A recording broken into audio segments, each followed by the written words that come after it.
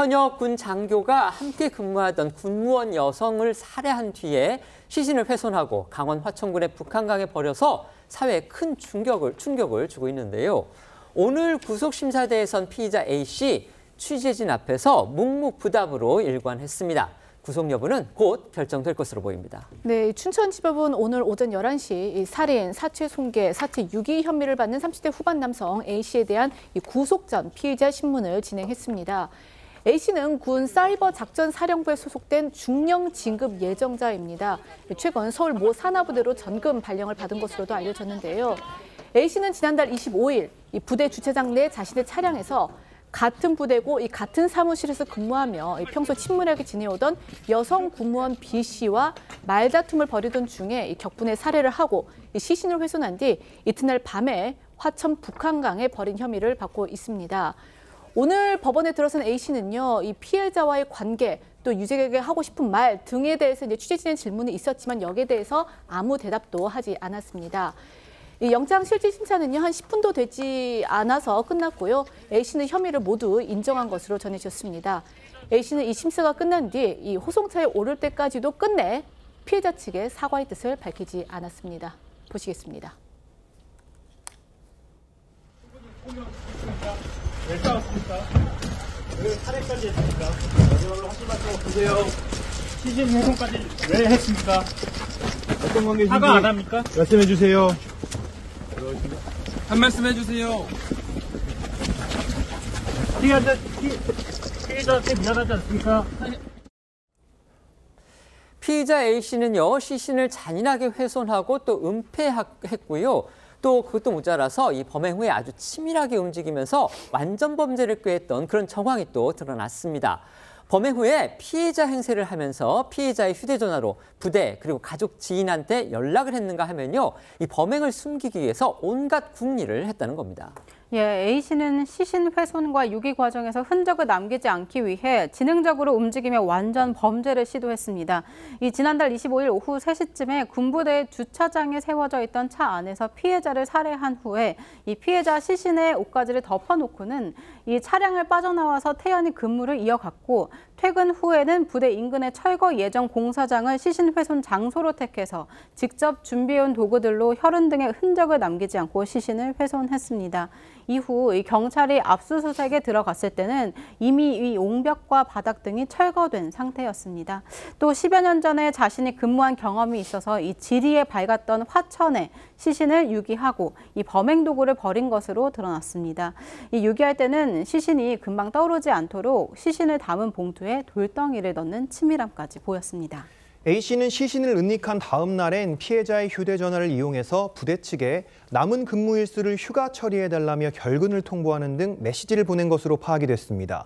피해자는 임기제 군무원으로 지난 10월 31일 계약 기간이 이제 만료를 앞두고 사나흘 정도 근무 일수가 남아 있었는데, A씨는 피해자가 무단 결근할 경우 범행이 탄로날 것을 우려해서 피해자를 가장해 휴가를 가는 것처럼 꾸미려 한 것으로 경찰은 보고 있습니다. 심지어 A씨는 피해자의 휴대전화를 들고 다니면서 휴대전화를 껐다 켜는 수법으로 생활 반응이 있는 것처럼 위장하기도 했고요.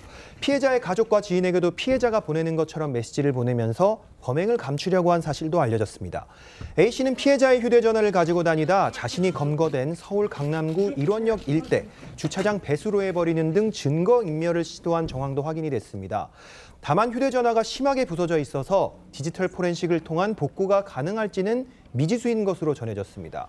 이를 두고 일각에선 A씨가 사이버전 관련 부대에 근무한 경험을 활용해서 물리적으로 손상된 휴대전화 기기는 복구가 불가능하다는 것을 알고서 의도적으로 저지르는 일이라고 분석을 했습니다. 아까 저희 기자가 생활 반응이 있다 이렇게 지금 말씀드렸는데, 그 얘기는 이제 완전 피해자가 죽지 않고 살아서 뭔가 휴대전화를 이용하는 것처럼 그렇게 보이기 위해서 휴대전화를 껐다가 켰다가 이런 일을 반복했다라는 바로 그런 의미입니다. 이 피의자 A씨는요, 범행을 저지른 이후에 평소처럼 자신이 근무하는 부대에 또 정상 출근해왔던 것으로 알려졌습니다. 하지만 완전 범죄를 꿈꾸던 A씨의 범행은요, 한 고등학생의 신고로 꼬리가 잡혔습니다. 네, 그제 오후 2시가 넘은 시각 이 112의 한 고등학생으로부터 화천체육관 앞 북한강에 이 사람의 신체 일부로 보이는 게 떠 있다라는 다급한 신고가 들어왔습니다. 이 신고로 현장에는요, 경찰 200명, 잠수 20여 명, 그리고 보트 수색 견, 드론까지 투입이 됐고요. 이틀간 이어진 집중 수색 결과 이 피해자의 시신 일부가 담긴 이 비닐자루 10여 개를 발견을 했습니다. 이 수색 사흘 만에 시신 모두를 인양할 수 있었는데요. 이번 사건은 이 훼손된 시신이 발견되고 나서 이 용의자 특정이 상당히 빠른 편이었습니다. 이 고등학생의 신고를 시작으로 해서 이 시신의 일부에서 나온 지문, 이 DNA를 감정한 결과 이 피해자의 신원이 금세 확인이 됐고요. 또 피해자의 시신이 담긴 자루, 또 시신을 포장한 이 테이프 등에서 이 피해자 A씨의 지문이 검출이 됐기 때문입니다. 여기에 경찰은요, 이 피해자의 통화 기록, 가족 탐문, 그리고 CCTV 분석 등을 통해서 A씨를 용의자로 바로 특정할 수 있었습니다. 네, 경찰은 A씨의 동선을 추적해서 그제 오후 서울 강남구에서 A씨의 차량을 찾아내는데 성공했습니다. 이 주변을 탐문하던 중에 한 시민으로부터 모자와 마스크를 쓴 수상한 사람이 지나갔다는 제보를 받았고, 이 덕분에 경찰은 이 같은 날 저녁 7시쯤 이 근처에서 배회하던 A씨를 일원역 지하도에서 긴급 체포했습니다. 시신을 훼손하는 이 잔인함의 정도, 또 치밀하게 범행을 은폐하려 했던 그 시도, 이것에 비춰보면 A씨 검거 당시에 별 저항 없이 아주 자포자기한 그런 심정으로 순순히 응했다고 합니다. 예, 이 관련해 일부 전문가는 자신이 범행을 저지른 뒤에 그 행적을 가리기 위해서 적극적으로 움직였음에도 불구하고 이 피해자 시신이 발견됐다는 보도를 접하고 난 이후부터는 상당히 불안했을 것이라는 추측했습니다. 그러던 중에 바로 자신의 눈앞에 수사관이 등장을 하니까 그 순간에 심리적으로 붕괴됐을 것이라고 분석을 했습니다. A씨가 왜 이렇게 범행을 저질렀느냐, 그러니까 이 살해 동기에 대해서는요, 아직 경찰이 조사 중입니다. 중령으로 진급이 사실상 확정된 이 영관급의 엘리트 군 장교가 그것도 근무 시간 안에 부대 내 주차장에서 왜 이런 범행을 저질렀느냐, 이를 두고 여러 해석이 나오고 있습니다. 네, 일부 전문가는 한 방송에 출연해서 사건 발생 일시를 주목할 필요가 있다, 이렇게 강조를 했습니다. 사건이 발생했던 시간은 이제 지난 10월 25일 금요일 평일 오후 3시로 근무 시간 도중이었기 때문입니다. 곧 중령으로 진급해 상위 보직으로 가는 상황에서 자신이 살인을 저지르게 되면 100% 자신에게 불리하다는 사실을 분명히 인식하고 있었을 텐데, 그것도 자신이 근무하는 부대 주차장에서 근무 시간에 살인 범행을 저질렀다는 건데요. 전문가는 A씨는 이 진급을 해서 다른 부대로 전근을 가게 되는 상황이고, 또 피해자 같은 경우도 지난 10월 31일부로 자신의 계약이 만료되는 시점이라서 두 사람이 헤어지는 상황이었다면서, 그렇다면 이 두 사람이 관계를 지속하는 여부에 대해 의견이 갈리는 상황에서 이런 범행이 일어났을 가능성을 제기했습니다. 네, 오늘 저희 이 TV조선과 통화한 또 다른 전문가는요, 이 A씨가 경찰 조사에서 범행 동기를 명확히 밝히지 않는 이 부분을 두고서 이게 사회적으로 비난을 받을 가능성이 높기 때문에 범행 동기에 대해서 제대로 말을 못하고 있는 것이다라고 분석을 했는데요. 그러면서 이 피의자가 엘리트 군 장교라는 점, 곧 진급을 앞두고 있는 그런 상황에서 자신의 범행 동기가 알려지면 잃을 것이 많았기 때문에 이 증거를 남기지 않기 위해, 사건 자체를 확실하게 덮기 위해 이 살해 후에 시신 훼손이라는 것까지 이르게 된 것이다라고 했습니다. 들어보시겠습니다. 굳이 시신을 훼손하는 게 굉장히 어려운 일이거든요. 그 얘기는 이 사건의 동기가 절대로 알려지면 안 된다, 그런 의지가 반영된 행위라고 봐야 되는 거죠. 밝혀지면 잃어버릴 게 너무 많았던 거죠. 왜냐하면 엘리트였기 때문에.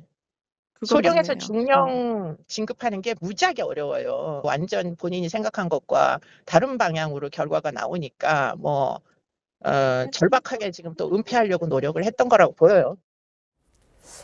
더 조사가 필요하겠지만요, A씨가 범행 그 자체를 미리 계획했을 가능성, 이건 상대적으로 적을 것이다, 이런 또 추측도 나오고 있습니다. 예, 맞습니다. 그 이유는 이 사체를 훼손한 시간이 피해자를 살해한 지 6시간 정도가 경과된 후였던 데다가 자기가 근무하고 있는 이 부대 인근 철거 예정 지역에서 뒤늦게 사체를 훼손했는데, 원래부터 이 범행을 계획했었다면 자신이 근무하는 부대 주차장에서, 그것도 이 근무 시간인 대낮에 이 살해를 하지 않았을 거라는 건데요. 이 경찰은 압수한 A씨 휴대전화의 이 디지털 포렌식을 통해서 두 사람 간의 관계, 그리고 범행 동기, 계획 범행 여부 등을 밝힐 예정입니다. 일각에서는 이 피의자 A씨의 범행 동기를 두고 피해자와의 관계뿐 아니라 이 개인적인 폭력 성향에 대해서도 조사가 필요하다, 이런 지적이 나왔습니다. 듣고 오시죠. 아니 엘리트 장교가 아무리 화가 나서 사람을 죽여? 어떻게 죽이지? 그러는 거 보면 분노나 증오나 조절이 쉽지 않은 그런 성향을 가지고 있을 수도 있죠. 그래서 그 사람 지금까지 오는 동안에 부하들이나 동료들과의 관계가 괜찮았는지, 폭력성은 없었었는지, 또는 이런 충동성은 없었는지 이런 것도 한번 살펴볼 필요는 있죠. 우발적 범행인지 아니면 계획적인 범행인지 이 여부는 경찰이 이제 조사해서 밝혀내야 될 일입니다. 어쨌든지 간에 피해자를 살해한 뒤에 시신을 처리하고 또 훼손하는 과정, 이게 또 철저하게 계획적으로 진행된 정황은 또 분명하기 때문에 결국 나중에 재판에 회부될 경우에 이 양형에도 이것이 영향을 미칠 것이다. 이런 또 분석도 나오고 있습니다. 네, 이와 관련해서 전문가들은요. 살인 이후의 사체 손괴나 유기는 가중적인 요소가 되기 때문에 상당히 중한형으로 가중처벌될 가능성이 높다고 보고 있습니다. 살인, 사체 손괴, 은닉 혐의 등이 다 인정이 될 경우에 최대 형량이 내려질 가능성도 거론되고 있습니다. A씨가 이 현역 군 장교인 만큼 신상 공개 정보 여부에도 사회적 관심이 쏠리고 있는데요. 수단이 잔인하고 중대한 피해가 발생한 특정 강력 범죄인데다가 국민의 알 권리 등 공공이익 보장을 위한 조건에도 일치하는 점 등에 비춰서 A씨의 신상 정보 공개 가능성이 크다는 의견도 나옵니다. 이 반면 군부대라는 특수 분야에서 일어난 범죄 특성상 심의위원들이 비공개 의견에 무게를 둘 가능성도 제기됩니다.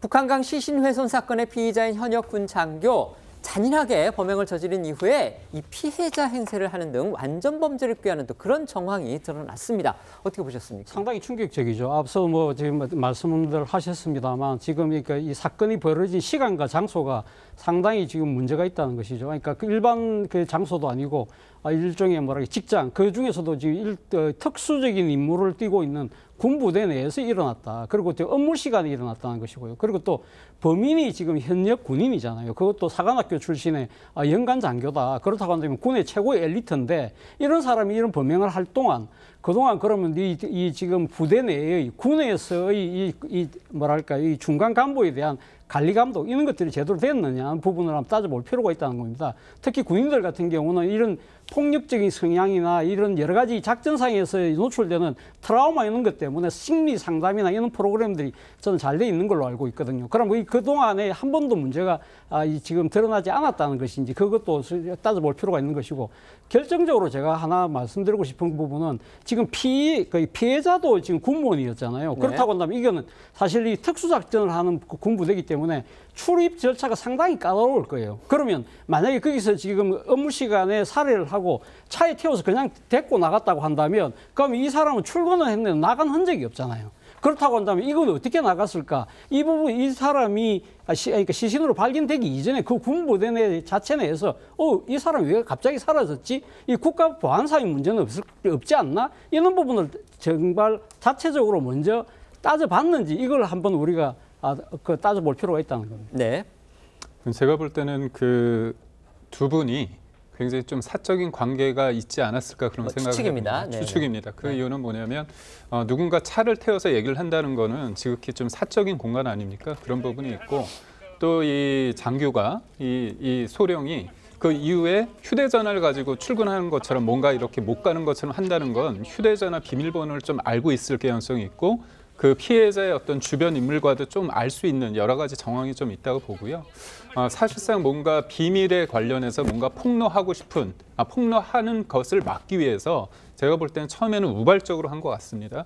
그렇지만 그 이후에 굉장히 제가 보더라도 굉장히 치밀하게 하는 걸 보면 이 사람이 왜 그렇게 치밀하게 할 수밖에 없는지, 그 부분은 결국은 내가 우발적인 범행을 했지만 이거를 끝까지 가리고 싶고 숨기고 싶은 그게 좀 있다고 보고, 그런 관점에서 봤을 때는 저는 지나치게 좀 폭력적이고 잔인한 걸 봤을 때 이 사람은 끝까지, 그리고 무엇보다도 심사를 받을 때 10분 만에 끝났다는 거는 본인이 인정을 했다는 거거든요.